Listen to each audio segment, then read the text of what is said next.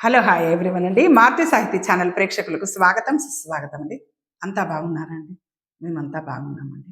మనము నిన్నటి పరుగు పరుగు నావెల్ నిన్నటి ఎపిసోడ్లో రాంబాబు శ్యామలరావు ఇంటికి చేరడం, రక్షణ కోసమని ఎవరికంటా పడకుండా ఉండడం కోసమని మళ్ళీ రాంబాబు దగ్గరికి సరోజ కృష్ణయ్యలు రావడం, కృష్ణయ్య రాంబాబుతో గురువుగారు కొంప మునిగిందండి, మళ్ళీ మీ మీదనే ఒక అభాండం పడింది, అంటే దేనికి అంటే నెక్లెస్ దొరికింది, అది నీలిమదంట అని చెప్పడం జరిగింది.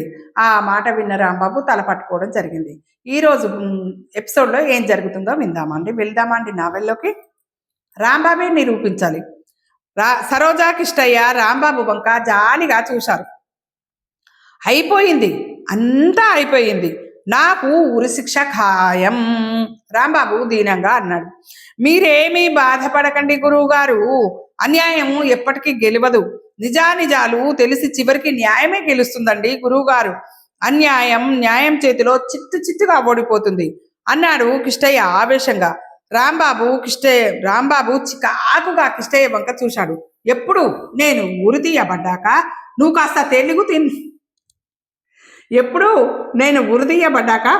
కాస్త తెలుగు సినిమాలు చూడడం తగ్గించుకో. అసలు నీలిమ డైమండ్ నెక్లెస్ నీ దగ్గరికి ఎలా వచ్చింది రాంబాబు అడిగింది సరోజ. కిష్టయ్య నీకు చెప్పలేదా? సరోజ తల అడ్డంగా ఊపింది. మీరు సరోజ గారికి చెప్పి ఉంటారనుకని నేను చెప్పలేదండి గురువు గారు. రాంబాబు వీరు దగ్గర నుండి తనకు ఆ నెక్లెస్ ఎలా వచ్చిందో చెప్పాడు. సరోజ కళ్ళు మెరిసిపోయాయి. రాంబాబు వీరు దగ్గర ఆ నగ దొరికింది కాబట్టి వీరు ఆ హత్య చేసి ఉండొచ్చుగా. రాంబాబు మొహం సంతోషంతో విప్పారింది. కరెక్ట్ సరోజ, వాడు దొంగతనానికి నీలిమ ఇంటికి వెళ్ళి ఉంటాడు. అప్పుడు నీలిమ వాడిని చూసి అరవబోయి ఉంటుంది. ఆమె గొడవ చేయకుండా ఉండడం కోసం పొడిచి చంపేసి ఉంటాడు. ఆ తర్వాత నగలు తీసుకొని నీలిమ శవాన్ని ఊరు చివర పడేసి ఉంటాడు. ఆ గుండుగాడొక్కడే ఈ పని చేసి ఉండడు గురువుగారు, వాడికి జతగా జగ్గుగాడు కూడా ఉంటాడుగా.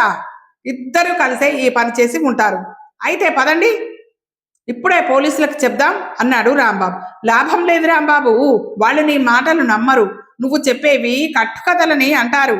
నువ్వు నిర్దోషివైతే ఎందుకు మమ్మల్ని చూసి పారిపోతావు అని అడుగుతారు.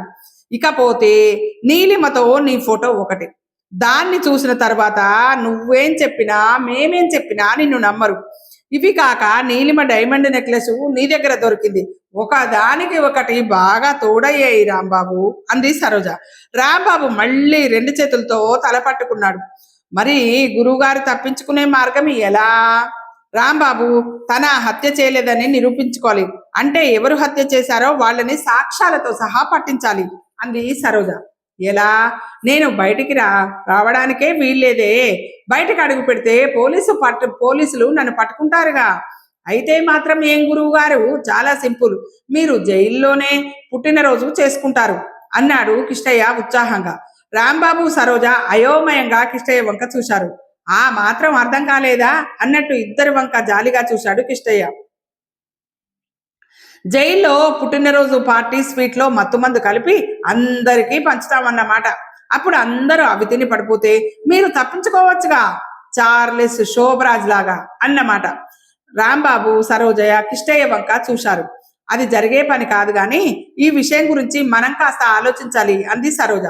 ఇంతలో అక్కడికి శ్యామలరావు వచ్చాడు. మీరు మాటి మాటికి ఇక్కడికి రావడం అంత మంచిది కాదు. రాంబాబుకి మీరు బాగా కావలసిన వాళ్ళు కాబట్టి పోలీసులు మీ మీద నిఘా వేసి ఉంచుతారు. ఎవరూ మిమ్మల్ని ఫాలో అవ్వడం లేదనే నమ్మకం మీకు కలిగాక ఇక్కడికి రండి, చీకటి పడ్డాక రావడం మంచిది అన్నాడు సరోజ కిష్టయ్యలతో శ్యామలరావు. రాంబాబుని ఆ ఉచ్చులోంచి ఎలా తప్పించాలని వాళ్ళు చాలాసేపు ఆలోచించారు.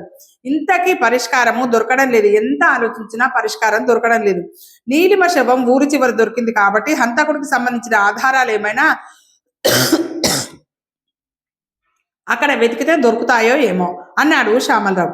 రాంబాబు కిష్టయ్య ముఖముఖాలు చూసుకున్నారు. బిగ్ బాస్, బిగ్ ప్లాన్, హహహహా, శక్తి వంచన లేకుండా నవ్వాడు బిగ్ బాస్. కానీ డెన్లోని అందరూ మామూలుగా ఏమీ పట్టనట్టుగా నిల్చున్నారు. బిగ్ బాస్ గ్లాస్ డోర్స్ వెనుక నుండి వాళ్ళని ఆశ్చర్యంగా చూశాడు. మరోసారి గొంతు సవరించుకొని గట్టిగా నవ్వాడు. హహహహా, హూ డెన్లోకి రౌడీలందరూ డెన్లో ఉన్నటువంటి రౌడీలందరికీ చీమ కుట్టినట్టయినా లేదు. బిగ్ బాస్ కి అనుమానం వచ్చింది. హలో హలో తన ముందున్న మైక్ లో అన్నాడు. జాకాల్ కానీ రాబర్ట్ కానీ జగ్గు వీరు కానీ ఎవ్వరు గ్లాస్ డోర్ వంక కూడా చూడలేదు. బిగ్ బాస్ కి అర్థమైంది. తన ముందున్న మైక్ ఇంట్లో పెట్టి హలో మైక్ టెస్టింగ్ 1 2 3 4 అందరూ గ్లాస్ డోర్స్ వెనకాల ఉన్న బిగ్ బాస్ నీడ వంక చూసి వినిపిస్తున్నట్టుగా తల ఊపారు. అప్పుడు ఒకసారి ఊపిరితిత్తుల నిండా పూర్తిగా గాలి పీల్చుకొని గుక్క పట్టి నవ్వాడు బిగ్ బాస్. అందరూ ఆతృతగా బిగ్ బాస్ వంక చూశారు. బిగ్ బాస్ అలా నవ్వాడంటే ఏదో విశేషం ఉందన్నమాటే. ఎందుకని బాస్ అంత కష్టపడి నవ్వుతున్నారు? జాకాలు మృదువుగా అడిగాడు. గోడలకి అమర్చి ఉన్న మైక్రోఫోన్లోంచి జాకాల్ మాటలు బిగ్ బాస్ కి వినిపించాయి. నేనెందుకు నవ్వానో నీకు తెలీదా? ఆశ్చర్యంగా అడిగాడు బిగ్ బాస్. తెలీదన్నట్టు అడ్డంగా తల ఊపాడు జాకాల్. మిగతా వాళ్ళని చూస్తూ అడిగాడు బిగ్ బాస్. వాళ్ళందరూ కూడా తలలు అడ్డంగా ఊపారు.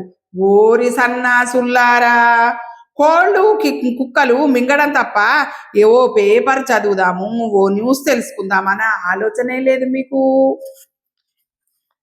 బిగ్ బాస్ మాటలు వింటూనే సిగ్గుతో అవమాన భారంతో అందరి తలలు కిందికి వాలాయి. బిగ్ బాస్ ఒకసారి భారంగా నెట్టూర్చాడు. అంతలోనే అతనికి తన కర్తవ్యం గుర్తుకు వచ్చింది. నవ్వాడు బిగ్ బాస్. ప్లీజ్ చెప్పైనా నవ్వండి, లేదా నవ్వైనా చెప్పండి బాస్, దీనంగా ప్రార్థించాడు జాకాల్. మన జగ్గు వీరులు నీలిమనే అమ్మాయిని హత్య చేశారు కదూ, ఆ హత్యా నేరం రాంబాబు మీద మోపబడింది. పోలీసులు రాంబాబు కోసం వేటాడుతున్నారు.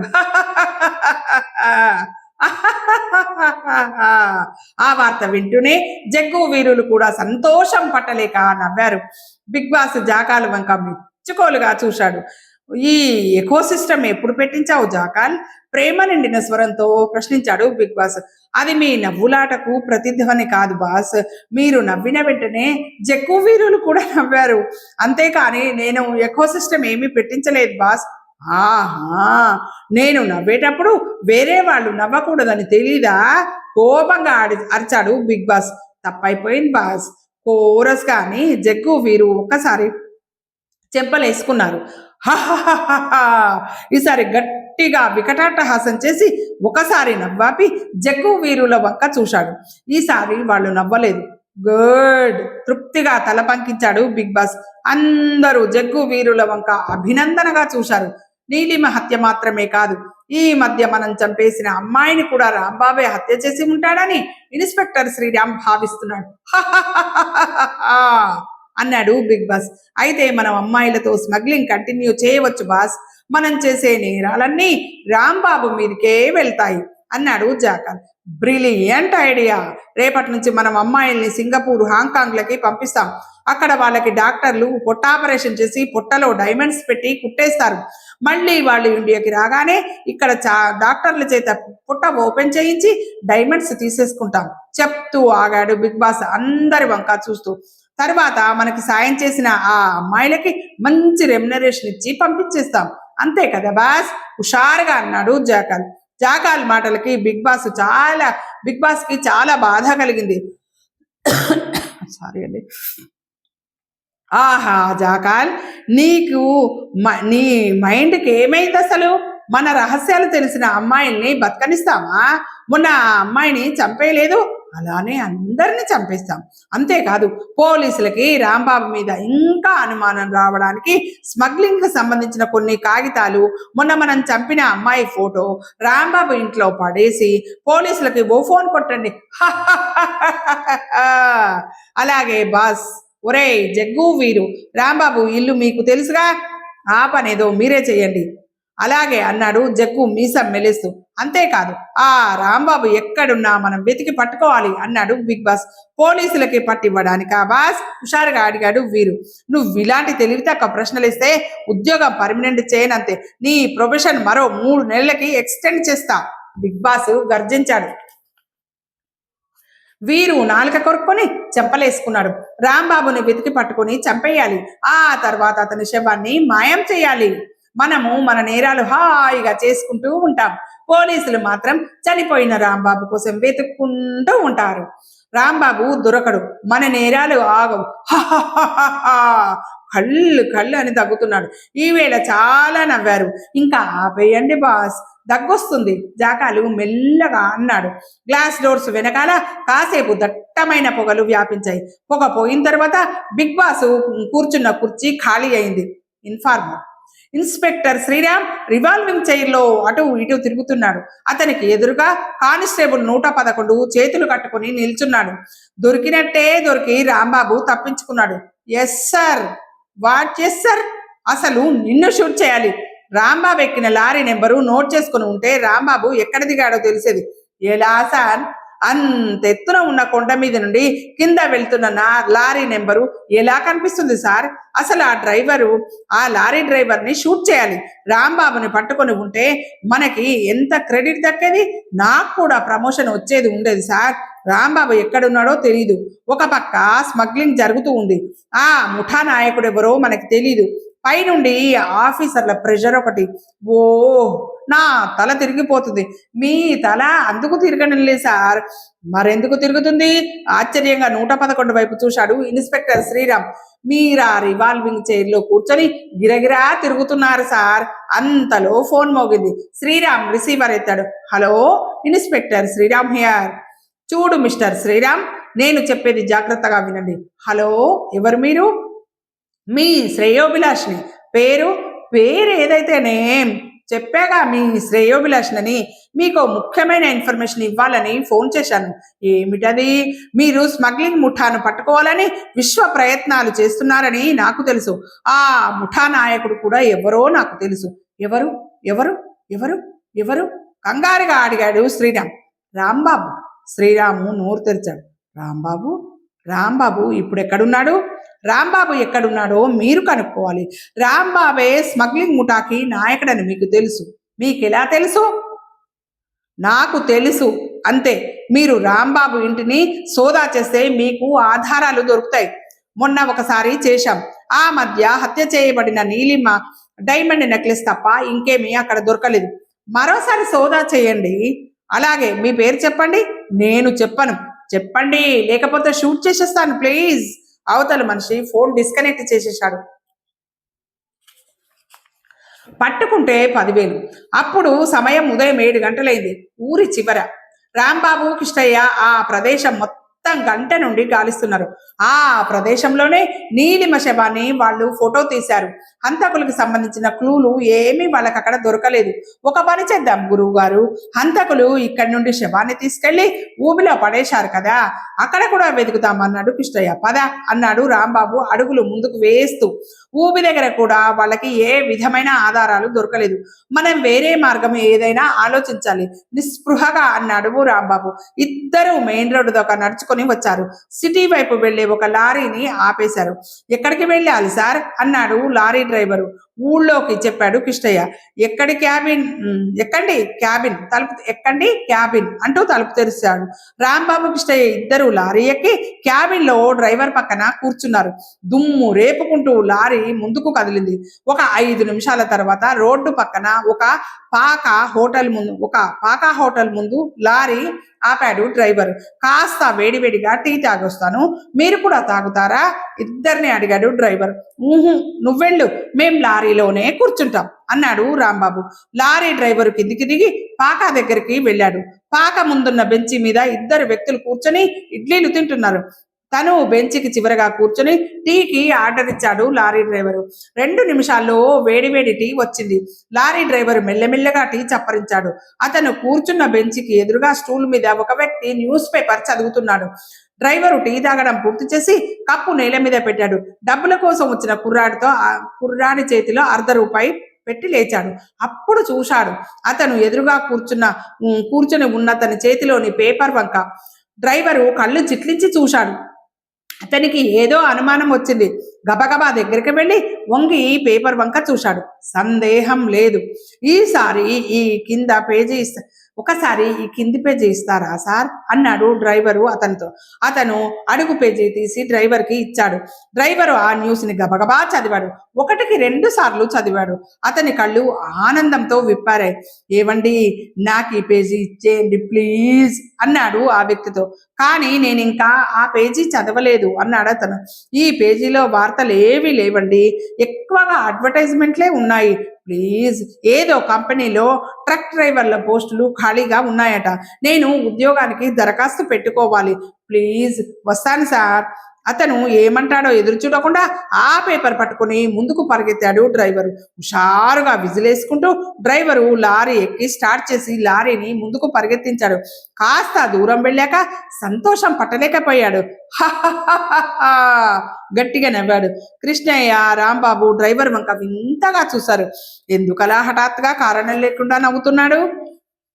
ఏమో మనకెందుకులే అనుకున్నారు. కాసేపు పోయాక మళ్ళీ గట్టిగా నవ్వాడు, వీళ్ళిద్దరి వంక చూస్తూ. ఓహో! కిష్టయ్య జాలిగా డ్రైవర్ వంక చూశాడు. పాపం, ఆ పాకలో టీ తాగాడు. ఇందాక బాగానే ఉన్నాడు. ఆ టీ తాగిన తర్వాత కాస్త మతి చెలించినట్టుంది. మనం తాగకపోవడమే మంచిదైంది గురువుగారు. మనం లారీ ఆపి దిగిపోదామా? ఎక్కడైనా యాక్సిడెంట్ చేస్తాడో ఏమో, ఏం కర్మం. ఎందుకు అలా నవ్వినా లారీని చాలా బ్యాలెన్స్ గానే నడుపుతున్నాడు. యాక్సిడెంట్ చేయనులే, జాగ్రత్తగా తీసుకెళ్లి పోలీసులకి అప్పచెప్తాను. శరీరం మొత్తం కదుపుతూ నవ్వాడు లారీ డ్రైవరు. రాంబాబు, కిష్టయ్య ఒక్కసారి ఉలిక్కి పడ్డారు. పోలీసులకు అప్పచెప్పడం ఏంటి? ఆశ్చర్యంగా అడిగాడు రాంబాబు. అబ్బా, చాలా అమాయకుడిలా నటిస్తున్నావే, నీకు స్మగ్లర్లతో సంబంధం ఉందిగా అన్నాడు లారీ డ్రైవరు. నాకా? స్మగ్లర్లతోనా? ఆశ్చర్యంగా అడిగాడు రాంబాబు. హత్యలు కూడా చేశావుగా. హత్యలు అంటూ బహువచనం ఏంటి? ఒక్క హత్యేగా కంగారుగా అన్నాడు రాంబాబు. కిష్టయ్య రాంబాబు భుజం పట్టి కుదిపాడు. అదేంటి గురువుగారు, ఒక్క హత్యని అంటారు? ఆ హత్య మాత్రం మీరెక్కడ చేశారు? అవును, నేను ఎక్కడ చేశాను? నువ్వెక్కడ చేశావో, ఎవరిని చేశావో అన్నీ పోలీసులకు తెలుసు. కానీ నిన్ను వాళ్ళకి అప్పచెప్పిన తర్వాత వివరాలన్నీ వాళ్ళ దగ్గరే కనుక్కో. నువ్వు ఈయన్ని ఎవరనుకుని పొరపాటు పడుతున్నావో గాని ఈయన అలాంటి వాడు కాదు అబ్బి, చాలా మంచివాడు. మంచి వాళ్ళు ఎక్కడైనా స్మగ్లింగ్లు, హత్యలు చేస్తారా అన్నాడు కిష్టయ్య. ఆ వేషాలు చాలే, మీరు నా నుంచి తప్పించుకోలేరు. నాకంతా తెలుసు. నేను అతన్ని పోలీసులకు అప్పచెప్పకుండా వదలను. అతనితో ఇలా వాదించి లాభం లేదని తెలిసిపోయింది రాంబాబుకి. అందుకే మెల్లగా మస్కా కొట్టి తప్పించుకోవాలని అనుకున్నారు. చూడు బాబు, అన్నట్టు నీ పేరు అడిగాడు రాంబాబు. పుల్లయ్య. పుల్లయ్య చాలా బాగుంది. నీ ఇంటి పేరా? నా ఇంటి పేరు కాదు, పేరు చాలా బాగుంది కదరా కిష్టయ్య. అవును గురువు గారు, వెరీ స్వీట్ నేమ్, పేరుకు తగ్గ రూపం కదండి. అవునరా కిష్టయ్య. కానీ కిష్టయ్య, పుల్లయ్య పైకట్లా కనిపించినా మనసు మాత్రం విన్నరా తెలుసా? నాకు తెలుసులేండి గురువు గారు, అందుకేగా పుల్లని వాసన వస్తుంది. అదేం వెన్న వాసన కాదు, నేను వేసుకున్న బట్టల వాసన. 2 రోజుల నుండి స్నానం చేయలేదు. ఈ 2 రోజులు లారీ మీదే ఉన్నాను. పోన్లే అబ్బి, ఆ వాసన దేని వాసన అయితే గాని నీ మనసు వెన్నే. నువ్వెవ్వరు బాధపడినా చూడలేవు. అవునా? కాదు అన్నాడు పుల్లయ్య. అసలు నన్ను పోలీసుల దగ్గరికి తీసుకెళ్తే నీకొచ్చే లాభం ఏంటి? నేనేమి నేరాలు చేయలేదు. వాళ్ళు నన్ను చూసి అలాంటి అమాయకుడిని ఎవరిని ఎందుకు తీసుకొచ్చావంటూ నిన్నే తిడతారు. నీకు శ్రమ, టైం వేస్ట్ కాకుండా పోలీసుల చేత చివాట్లు కూడా తినాల్సి వస్తుంది. అందుకే నన్ను వదిలే. నాకేం లాభమా? 1 2 10,000 లాభం అన్నాడు పుల్లయ్య. 10,000? అదేలా? నువ్వే చూడు అంటూ ఇందాక టీ స్టాల్లో తను తీసుకున్న న్యూస్ పేపర్ రాంబాబుకి ఇచ్చాడు. ఆ పేపర్లోని వార్త చదవగానే రాంబాబు, కిష్టయ్య ఒక్కసారిగా అదిరిపడ్డారు. అందులో రాంబాబు ఫోటో కింద ఆ వార్త ప్రముఖంగా ప్రచురించబడి ఉంది. రాంబాబు ఇల్లు సోదా చేస్తే అతని ఇంట్లో స్మగ్లింగ్ కి సంబంధించిన పత్రాలు దొరికాయని, కొన్ని బంగారు బిస్కెట్లు దొరికాయని, అతను పేరు మోసిన స్మగ్లర్ అని, ఎన్నో హత్యలకు సంబంధం ఉందని, ఎంతో కాలంగా పోలీసుల కళ్ళు కప్పి తప్పించుకుంటున్నాడని, అతన్ని పట్టించిన వారికి గాని ఆచూకీ తెలిపిన వారికి గాని 10,000 రూపాయలు బహుమానంగా ఇవ్వబడుతుందని ఆ వార్త సారాంశం. నన్ను పట్టించిన వారికి 10,000 రూపాయలు బహుమానమా? ఆశ్చర్యంగా కిష్టయ్య వంక చూశాడు రాంబాబు. కిష్టయ్య రాంబాబు వంక జాలిగా చూశాడు. అసలు మన ఇల్లు పోలీసులు మళ్ళీ ఎప్పుడు సోదా చేశారు? మన ఇల్లు పోలీసులు ఎప్పుడు సోదా చేశారు? చేసినా వాళ్ళకి వజ్రాలు, బంగారు బిస్కెట్లు, స్మగ్లింగ్ కాగితాలు ఎందుకు దొరికాయి? ఎలా దొరికాయి? ఏమోనండి గురువు గారు, నిన్నంతా నేను మీ దగ్గరే ఉన్నాను కదా, అప్పుడు పోలీసులు సోదా చేసినట్లున్నారు. మీ మీద స్మగ్లింగ్ నేరం మోపడానికి ఆ పేపర్లోని వార్త చూడగానే రాంబాబు కిష్టయ్య అదిరిపడ్డారు. అందులో రాంబాబు ఫోటో కింద ఆ వార్త ప్రముఖంగా ప్రచురింపబడి ఉంది. రాంబాబు ఇల్లు సోదా చేస్తే అతని ఇంట్లో స్మగ్లింగ్ సంబంధించిన పత్రాలు దొరికాయని, కొన్ని బంగారు బిస్కెట్లు దొరికాయని, తను పేరు మోసిన స్మగ్లర్ అని, ఎన్నో హత్యలతో సంబంధం ఉందని, ఎంతో కాలంగా పోలీసులు కళ్ళు కప్పి తప్పించుకుంటున్నాడని ఆ వార్త సారాంశం. వారిని, ఈ రాంబాబుని పట్టించిన వారికి 10,000 రూపాయలు, లేదా ఆచూకీ తెలిపిన వారికి 10,000 రూపాయలు బహుమతిగా ఇవ్వబడుతుందని ఆ వార్త సారాంశం. నన్ను పట్టించిన వారికి 10,000 రూపాయల బహుమానమా? ఆశ్చర్యంగా కిష్టయ్య వంక చూశాడు రాంబాబు. కిష్టయ్య రాంబాబు వంక జాలిగా చూశాడు. అసలు మన ఇల్లు పోలీసులు మళ్ళీ ఎప్పుడు సోదా చేశారు? చేసిన వాళ్ళకి వజ్రాలు, బంగారు బిస్కెట్లు, స్మగ్లింగ్ కాగితాలు ఎందుకు దొరుకుతాయి? ఎలా దొరికాయి? ఏమోనండి గురువు గారు, నిన్నంతా నేను మీ దగ్గరే ఉన్నాను కదా, అప్పుడు పోలీసులు సోదా చేసినట్లున్నారు. మీ మీద స్మగ్లింగ్ నేరం మోపడానికి ఎవరో ఈ కుట్ర పన్నారు గురువు గారు, ఆందోళనగా అన్నాడు కిష్టయ్య. ఇప్పుడు ఏం చెయ్యాలి? బెంబేలు పడ్డాడు. భయంకరంగా నవ్వాడు డ్రైవర్. అబ్బా ఆపవయ్య నీ గోల, అసలే ఏం చేయాలో తోచక చస్తుంటే ఏంటా నవ్వు అంటూ డ్రైవర్ మీద విసుక్కున్నాడు కిష్టయ్య. చూడు పుల్లయ్య, నిజంగా నాకేం తెలీదు, నేనే నేరం చెయ్యలేదు, నా మాట నమ్ము, లారీ ఆపు, దిగిపోతాం. రాంబాబు డ్రైవర్ని ప్రాధేయపడ్డాడు. అమ్మా, నిన్ను వదిలేస్తే నాకు 10,000 నష్టం రాదు, ఆ 10,000 నాకిస్తే నిన్ను వదిలేస్తా. పుల్లయ్య ఇంకా ఎట్టి పరిస్థితుల్లో తమని వదలడని రాంబాబు కిష్టయ్యలకు అర్థమైపోయింది. అతని భార్య నుండి ఎలా తప్పించుకోవాలా అని ఆలోచన తట్టింది. మెల్లగా రాంబాబు చెవిలో తన ప్లాన్ గురించి చెప్పాడు కిష్టయ్య. రాంబాబు సరే అన్నట్టు తల ఊపాడు. సరే గాని పుల్లయ్య, నువ్వెంతకాలం నుండి లారీ తోలుతున్నావు అని అడిగాడు కిష్టయ్య. అబ్బో, చాలా సంవత్సరాల నుండి తోలుతున్నాను, దాదాపు 10 సంవత్సరాల నుండి. మరేంటి కొత్తగా నేర్చుకున్న వాడిలా నడుపుతున్నావు అంటే? అర్థం కానట్టు కిష్టయ్య వంక చూశాడు పుల్లయ్య. చాలా స్లోగా నడుపుతున్నావే, పుల్లయ్యని కవ్వించాడు కిష్టయ్య. అంతే, లారీ రివ్వున ముందుకు దూసుకుపోయింది. కిష్టయ్య రాంబాబుకి కనసైగ చేశాడు. డోరు దగ్గరగా ఉన్న రాంబాబు మెల్లగా శబ్దం కాకుండా డోరు తెరిచి డోర్ని దగ్గరగా లాగి రెడీగా పట్టుకొని కూర్చున్నాడు. స్పీడ్ చాలా, ఇంకా పెంచాలా కిష్టయ్యని అడిగాడు పుల్లయ్య. ఇంకా పెంచి చూద్దాం అన్నాడు కిష్టయ్య. లారీ స్పీడ్ మరింతగా పెరిగింది. కిష్టయ్య రాంబాబు వంక చూస్తూ రెడీగా ఉన్నావా అన్నట్టు కళ్ళతో సైగ చేశాడు. రాంబాబు తల ఊపాడు. కిష్టయ్య హఠాత్తుగా బ్రేక్ మీద కాలేసి తన బలమంతా ఉపయోగించి నొక్కాడు. లారీ క్రీచ్ అంటూ పెద్ద కుదుపుతో ఆగింది. లారీ హఠాత్తుగా ఆగడం వల్ల ఆ సంఘటన ఊహించని డ్రైవర్ తూలి స్టీరింగ్ మీద పడ్డాడు. ఆ స్టీరింగ్ అతని ముఖం గుద్దుకుని ముక్కు పచ్చడైంది. ఆ దెబ్బకి పుల్లయ్య కళ్ళు బైర్లు కమ్మాయి. ముక్కులోంచి రక్తం కూడా కాస్త కారింది. ఆ షాక్ నుండి తేరుకోవడానికి అతనికి కొన్ని క్షణాల సమయం పట్టింది. ముక్కు రుద్దుకుంటూ మిమ్మల్ని ఏం చేస్తానో చూడండి అంటూ పక్కకి తిరిగి చూశాడు. కానీ వాళ్ళిద్దరు అక్కడ లేరు. క్యాబిన్ డోరు తెరిచి ఉంది. పుల్లయ్య కంగారుగా లారీ దిగాడు. రోడ్డంతా నిర్మానుష్యంగా ఉంది. కనిచూపు మేరలో వాళ్ళెక్కడా కనిపించలేదు. ఇంతలోనే ఎక్కడికో మాయమయ్యారు. రోడ్డు పక్కన ఉన్న గుబురు పొదల్లో అంతా వెతికారు. ఎక్కడా వాళ్ళ జాడ కనిపించలేదు. పుల్లయ్య ఆశ్చర్యానికి అంతులేదు. అంతలోనే వాళ్ళు ఎలా మాయమైపోయారో అర్థం కాలేదు. నిరాశగా లారీ ఎక్కి స్టార్ట్ చేశాడు. చేతికి అందినట్టే అంది. 10,000 పోయాయి కదా అంటూ నిట్టూర్చి లారీ నడపడం మొదలుపెట్టాడు. లారీ భారంగా కదిలింది. రాంబాబు కిష్టయ్య ఎక్కడికి పోలేదు. వాళ్ళు లారీ వెనక్కి వెళ్ళి అక్కడి నుంచి లారీలోకి ఎక్కి అక్కడ లారీలో ఉన్న అట్టపెట్టెల మీద కనబడకుండా బోర్లా పడుకుని ఉన్నారు. పావు గంట తర్వాత లారీ ఊళ్ళోకి వచ్చింది.